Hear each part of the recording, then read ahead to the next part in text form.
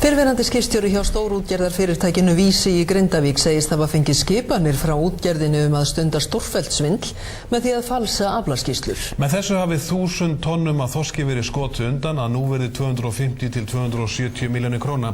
Þorskurinn var ranglega skráður sem ufsi. Kristinn Hrafnsson. Umfjöllun kompás stórfelld kvótasvindl sem vitnað var til tuga ónafngreindra heimildamanna og viðtal tekið við nokkra fyrrverandi skipstjóra virðist hafa hreyft mönnum.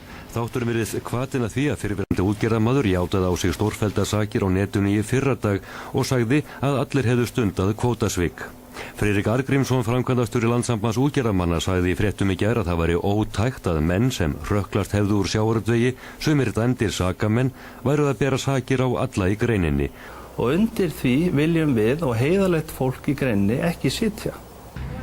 Ég var í kringu 25 ár skipstjóri hjá Vísi í Grindavík og ég get upplýst Friðrik það að árunum 94 og 5 þá var ég með Svefnborgina. Þá voru orðurnar þær að við áttum bara að koma með ufsa að landi og seinna árið þá lönduðum við á vikt 84,5 tonum af þorski, en ég fullyrði það að við fengum hafa litað þorskur litað sem ufsi svona í kringum 500 tonn og þetta var svipað árið áður. Þetta engin smá ásökun því Vísir 10. stærsti kvótaeigandi landsins, en þess má geta að 1000 tonn af þorski seljast á 250 til 270 milljónir króna á markaði í dag. Ólafur til sig hafa neyðst til að fylgja dagskipun útgerðarinnar að gefa upp rangar aflatölur, segjast að landa ódýrum ufsa þegar þorskur var í reyndi í körunum. Hann tekur fram að hann hrökklaðist ekki úr greininni og hafi hreint sakavottorð.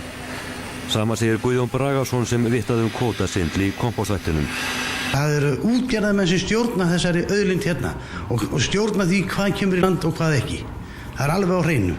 Því ég hef sjálfur reynda að þú kemur ekki með þessa tegund í land og mér var aldrei sagt að henda fiski en svona var þetta útlistað og mér finnst þetta menn ætti nú bara að reyna að standa upp og koma hreinir fram og LÍU líka því þeir vita vel þetta allt saman. Fréttastofan leitaði viðbragða hjá Pétri Hafsteini Pálssyni, framkvæmdastjóra Vísis í Grindavík. Hann vildi ekkert tjá sig málið en sendi Stöð 2 afritarbréfi Fiskistofu með niðurstöðu úttektar hennar á árunum 1994 til 95. Staðfesti bréfið að Fiskistofa hafi ekki talið neitt óeðlilegt koma fram við rannsókn á fyrirtækinu.